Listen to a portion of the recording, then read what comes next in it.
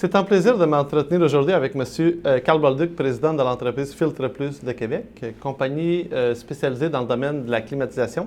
Compagnie vraiment qui a le vent dans les voiles, qui est en très forte croissance, ayant plusieurs succursales dans la province de Québec. M. Bolduc va nous partager aujourd'hui les défis qu'il vit au sein de son entreprise dans la gestion de la croissance. Je suis à mon compte depuis 2002.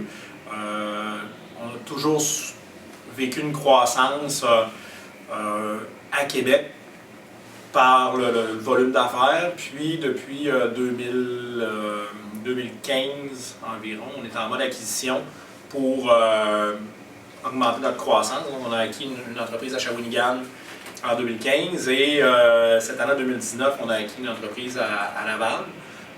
Ça nous amène à se repositionner côté administratif. J'ai beaucoup de dépenses qui sont doublées en ayant deux corporations différentes.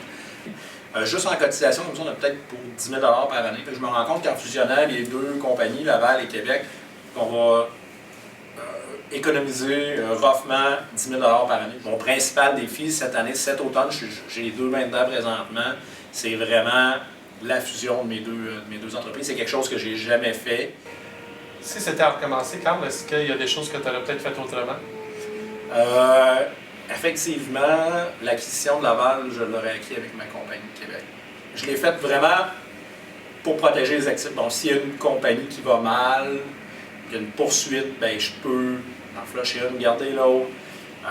Malheureusement, avec les banques, les marges de crédit, on cautionne tellement personnellement les prêts. Il y a beaucoup de cautions intercroisées entre les entreprises aussi. Donc, si jamais j'ai une succursale qui va mal, ben, anyway, elle traînerait l'autre. Il faudrait que je déplie de l'argent de l'autre succursale. Donc, cet avantage-là, je ne l'ai pas de toute façon, parce qu'on a tellement de cautions. Puis, mon autre décision, mon autre raison pourquoi j'avais fait deux corporations, je m'étais dit, bon, dans 10 ans, mettons que je décide de vendre, bien, si je veux vendre juste Québec ou si je veux vendre juste Laval, bien, c'est déjà deux compagnies distinctes. Ça va être facile. Ça se vend quand même bien. Mais avec les économies que je vais faire à toutes les années, je pense que si, mettons, je vends dans 10 ans, je vais avoir économisé 10 000 par année. Pendant 10 ans, ça fait 100 000. Je pense que si je vends dans 10 ans, bien, je peux quand même vendre en splittant, mettons, les actifs. On va travailler la structure, finalement. Oui, exactement. On a une comptabilité par projet, donc c'est facile pour moi de comptabiliser les résultats à Laval séparément des résultats de Québec. Très, très, très facile. Comme si c'était deux compagnies, même si je regrossis dans une compagnie. À la lumière de ce que tu as vécu, que tu leur donnais, tu m'en as parlé un peu, mais as-tu d'autres éléments spécifiques, d'autres conseils que tu donnerais à ces gens-là? Bien, je pense que ça dépend toujours du prix payé au niveau de l'acquisition, parce qu'il y a quand même un exercice à faire entre partir une entreprise à zéro, faire la publicité, qui est un investissement financier, ou versus acheter une entreprise qui est déjà existante, qui a un nom, qui roule déjà, qui a déjà une liste de clients. Moi, je l'ai fait les deux, là, parce qu'avant d'acheter à Shawinigan, j'avais ouvert un bureau à Trois-Rivières. Puis, en ouvrant ce bureau-là à Trois-Rivières, c'est ce qui m'a permis d'avoir le filon pour acheter la compagnie de Shawinigan. Donc,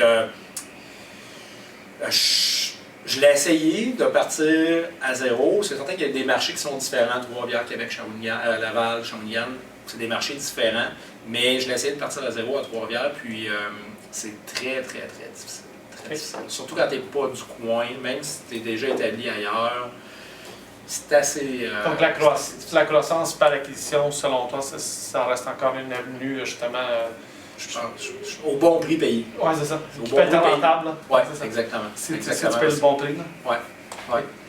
Je pense que tout est dans le prix payé. Quelqu'un m'avait déjà donné un conseil quand j'étais plus jeune. C'était tu fais pas de l'argent quand tu vends, tu fais de l'argent quand tu achètes. Ça dépend du prix que tu payes. Merci, ça me fait plaisir. Très agréable. Ça me fait plaisir.